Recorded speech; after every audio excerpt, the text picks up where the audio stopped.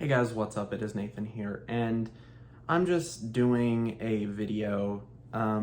This is a new format for me, but I'm gonna be trying to do more film reviews because I was planning on doing this series, Film RS, on movies that I really like, some movies that I really don't like, and I wanted to start doing that because I've been kind of putting it off for several months, and so the first episode, I'm going to be talking about a film that I actually did see quite recently, Jurassic World Dominion.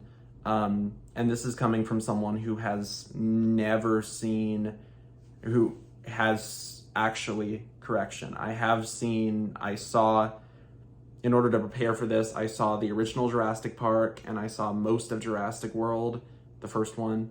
And so I don't really know as much about it, but maybe that'll help ground my opinion a little bit. So that being said, and without further ado, let's get into it.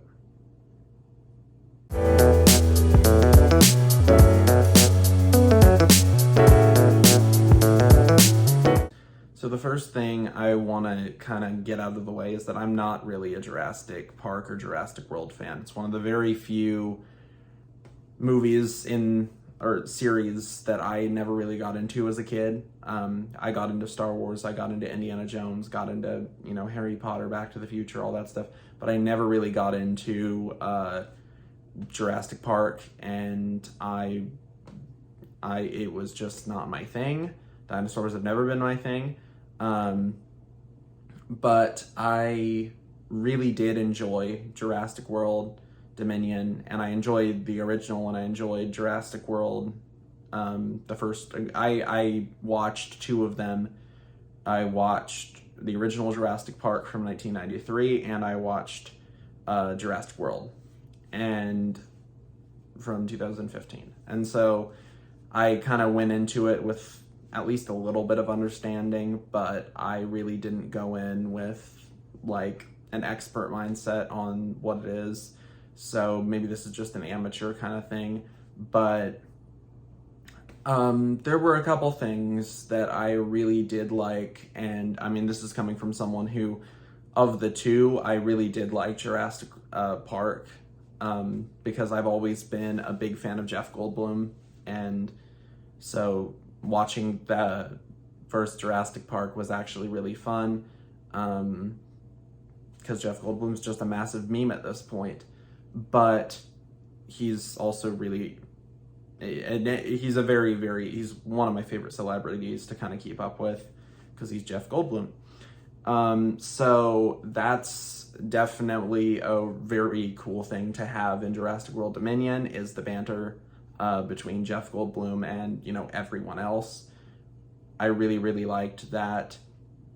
It was really, really fun, and that's something that I think is definitely necessary. The other thing that I really, really do like is that it does tie into the other movies, and this is coming from someone who's only seen two. I really like that it does have several nods to the original Jurassic Park, as well as Jurassic World, the previous Jurassic World movies, and it also does a really good job of, if you haven't seen those movies, kind of filling you in. And that's something that I really, really, really, really, really, really like, because I haven't seen the Jurassic World movies, and I haven't seen any Jurassic Park movies beyond the first one. Same goes for Jurassic World, and so it was really good to not really have to wonder like why certain things were happening, and I really, really like that. And I'm not gonna say any spoilers, other than like a really mild one, but yeah, I really liked it, and it was really, really nice. It does pretty well at filling you in. And then there are some cons that I have for the movie. After watching the first Jurassic Park, where there wasn't really like a villain, the villain was just really just the dinosaurs. I'd argue that the one of the villains, like unwitting villains, I don't know, the enabler, I guess, was Dr. Hammond or Mr. Hammond, but I mean, I don't really think he was a villain. I just think he let things get out of control. But in Jurassic World, there certainly was a villain. Obviously, God, what's his name? You know who I'm talking about. He was kind of the villain, but he wasn't as much of a villain as, like, he was a more interesting villain, than you know, the guy who looks like Tim Cook in this movie, who's the villain. He really does, though. He looks like Tim Cook, and it's weird. That's the first time I saw it, I was like, didn't I see him at the WWDC event? But that was those are really the only things that I really don't like about it. I mean, the start was a little inconsistent, but it was still really a good movie. And I mean, the start was a little slow and a little inconsistent, but it was still really good. So I mean, other than the generic bad guy, you know, Tim Apple, kind of not. He looks like Tim Cook. It's weird. But the only other thing that I really don't like is that it was a little inconsistent at the start. Probably that's just because I hadn't seen the other movies, and so I didn't kind of realize what was going on at the beginning, but then I quickly realized it. I'm glad that they did bring back the original characters, you know, Alan Grant and Ian Malcolm and Laura Dern's character. I can never remember her name. But I'm glad that they brought them back for this end. And I also am really glad that now here's the kind of spoiler section of the video. So if you haven't seen the movie and you don't want to be spoiled, don't watch past this point. You've been warned. But I really, really like that Dr. Wu got a redemption, kind of redeemed himself. And I'm really glad that he was in the movie, because he's been in quite a few of the movies, and I'm really glad to see him here again.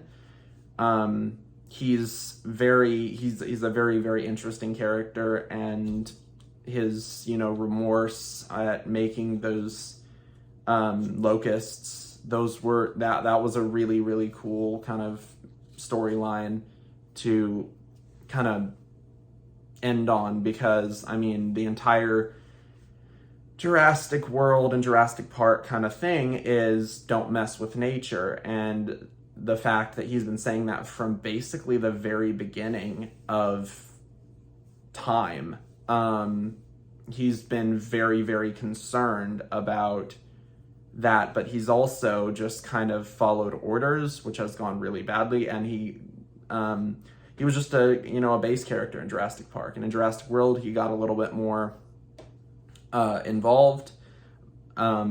Still, I do want to see Fallen Kingdom eventually. Hopefully I will soon. But I do think that was a very, very cool part of the end that I'm glad that they did. And I'm also really glad that, you know, a lot of the original characters came back. I'm glad that they had nods to other things from the originals, like, you know, Ian Malcolm being Ian Malcolm, and, you know, Jeff Goldblum's a massive meme at this point. But also just the banter between Alan and Ian, that was really funny, and I'm really glad that they did that. Ellie Sattler, that's her name. That took me way too long.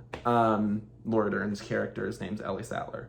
And I'm really glad that, you know, the banter between Ellie and Alan, the banter between Ellie and Ian, that was all really, really funny. The fact that there was basically a fanboy of Ian Malcolm, the fanboy who actually turned out to be a pretty important character.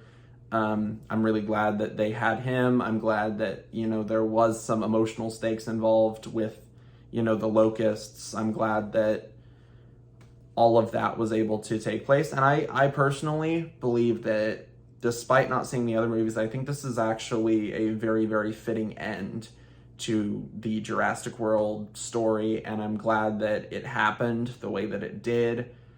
And so I'll probably rate this movie, of the movies I've seen, like I said, I've never been a Jurassic fan, so I would probably rate it, compared to the original Jurassic Park, which I probably would rate like a 9, and Jurassic World, which I probably would rate a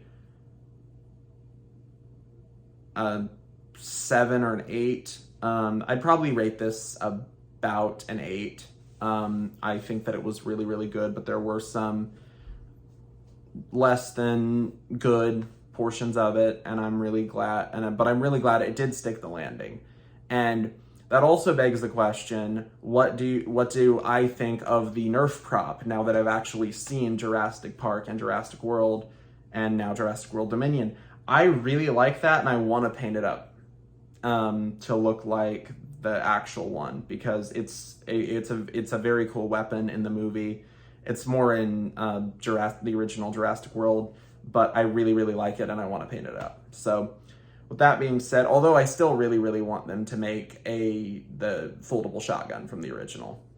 Never going to happen, but I think that would be a really cool one. And so with that being said, I'd probably rate it about an 8, because it was good. It was quite good, but it did still have some issues. So with that being said, thank you guys so much for watching. I hope you enjoyed it. Please let me know if there's another movie you would like me to cover in this list, or in this, amazing sphere of movies that are out now. With that being said, I would like to thank you all very much for watching this video. Make sure to like, comment, and subscribe. Comment if you want me to review another movie, and I will see all of you guys later. Bye.